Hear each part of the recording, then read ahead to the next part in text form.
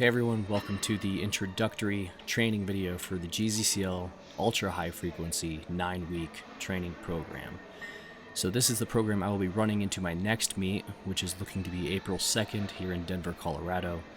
And I'm undecided on whether or not I'll be as a 181 or a 165, but regardless of my weight class, I'm excited to run UHF into that meet. This is my first time doing a full body training program where I'm doing both an upper and a lower movement, so a bench paired with a squat or a deadlift, 5 days a week. That's my training structure right now, is 5 days a week, and so far so good. The week 3 had a bit of a hang up because I was a dumbass and completely forgot to not AMRAP the incline bench, so that affected the bench press the day after, unfortunately, because I was a dummy. And then week 4 started the ascending T1 structure, and that was no problem, but the 5x5 T2 afterwards was just a little bit rough. And again, that's user error because I slayed the T1 deadlifts the day before, and you'll see all of that. So let's go back to what you're seeing here. This is the 5th set of the 3rd week squat day, and this would be the AMRAP. So 3, 2, 1 for 5 sets, and then the singles for 5 sets, and the last one is repped out. And on this I got 4. I really wanted to push for 5, but I just decided not to. And it's one of those things that as I'm progressing through this first time with a full body training program, I'm kind of learning when to push and when not to push, and that is paramount with GZCL UHF. So if you are new to full body training and if you want to try the GZCL UHF, then give it a shot, but be aware that you need to be conservative with your efforts, especially those first 3 to 4 weeks. This is the T2 incline that I totally jacked up, and I went AMRAP on the last set and got like 15 or whatever. Should not have done that because it's going to affect the bench work you're about to see. Those chest supported rows were opted in there instead of the V-grip cable rows because the cable grip was being taken, and you know, that's the glory of the GZCL method, is that it gives you guidelines and parameters to make intelligent training decisions in the gym, because the gym is a real world environment, and sometimes your training needs to change to reflect that real world environment. So did the chest supported rows instead. This is the following day's bench work, and man, 310. I stuck with 310. I wanted to maybe fib a little bit and go to 3 plates and get that 315, but I stuck with 310 because I knew I just wasn't feeling 100%.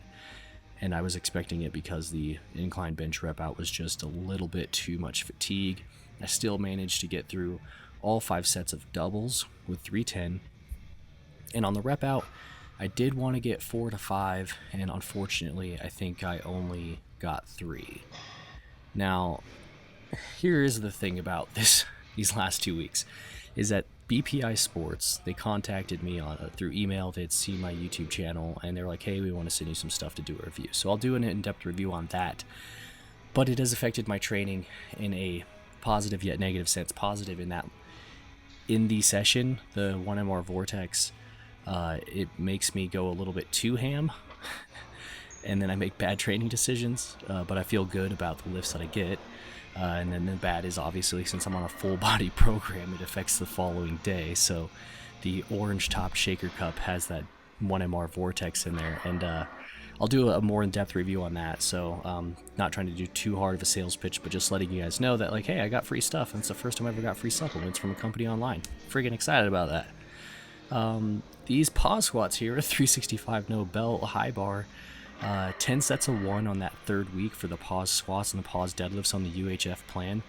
You can absolutely opt to do some other squat variant. Just make sure your sets and reps reflect kind of the flow of the program, you know, so your weight would increase and your volume would decrease, and you're just really not going to be pushing it too hard.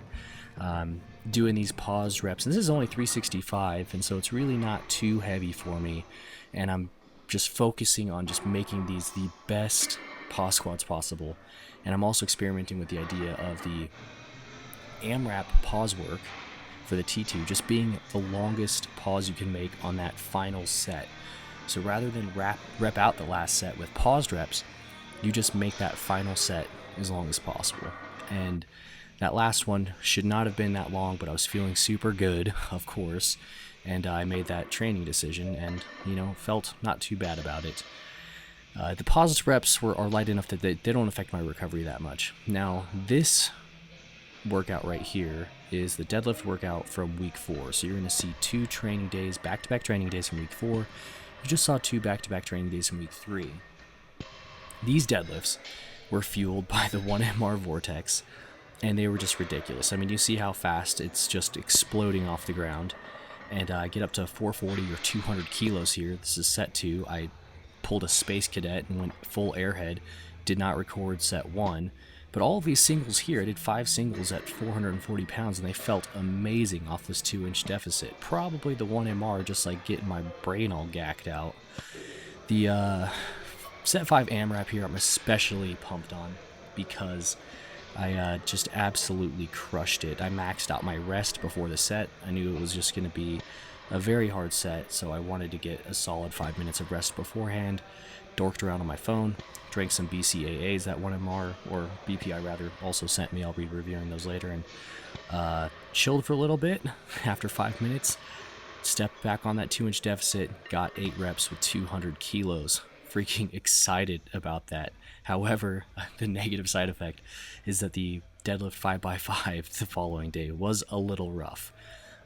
These were the 245-pound legs up bench that followed the deadlifts. You're just seeing the last set here, the AMRAP set. And on that 4th week, it's 5x5 plus on some of those T2 movements.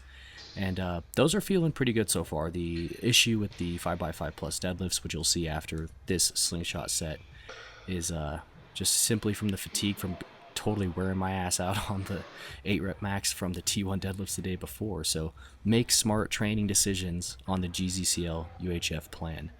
This is the last AMRAP set of the week 4 slingshot bench. I think I got 6 here with 315. And all the sets before, I was making a very slow descent, and that definitely took it out of me. Just trying to have the most control as possible on those 3-2-1 sets. And on that last one, just repping it out, and I got 6, feel pretty good. This is that final AMRAP set with 405. And man, I did the first 3 at this weight with no belt, so it's 15 reps no belt. And the 4th one, put the belt on, felt a little bit better. Kept the belt on for the 5th one, repped it out, got 7. And, that workout fueled by BPI, and both good and bad training decisions. And there will be a better in-depth review of that, and of course an in-depth review of UHF as I go along. Thanks for watching.